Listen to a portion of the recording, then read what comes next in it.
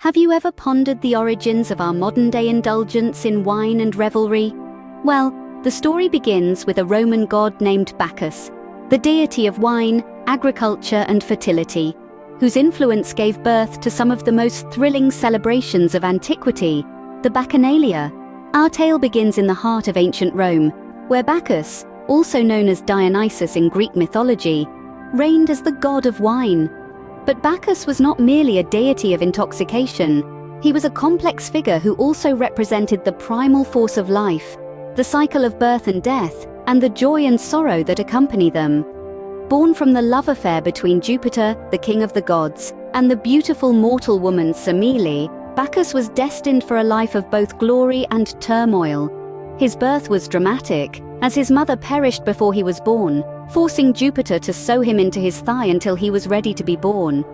A god born not from a woman, but from a god himself. It's clear that Bacchus was not your everyday deity. As he grew, so did his influence. Bacchus discovered the art of winemaking and shared this knowledge with mankind. His gift was cherished, and in gratitude humanity worshipped him, giving rise to the infamous Bacchanalia Festivals. The Bacchanalia were not your average get-togethers. They were wild, frenzied celebrations, filled with wine, music and dancing. They began as secret, sacred rites for Bacchus's priests and priestesses, but quickly spread throughout Rome and beyond.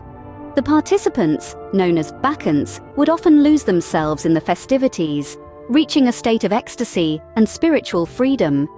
However, these festivals also had a darker side. Stories of scandalous behavior, political conspiracies, and even criminal activities began to circulate.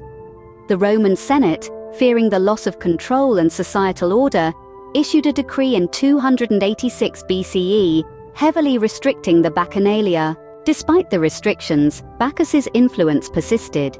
His story, his festivals, and the philosophy they embodied left a lasting impact on the Roman society and culture, and continue to echo in our world today. So, to summarize, Bacchus, a Roman god with a dramatic origin, gifted mankind with the art of winemaking. This gift led to the creation of the Bacchanalia, wild and ecstatic celebrations of life and freedom. However, the Bacchanalia were not without controversy and eventually faced heavy restrictions.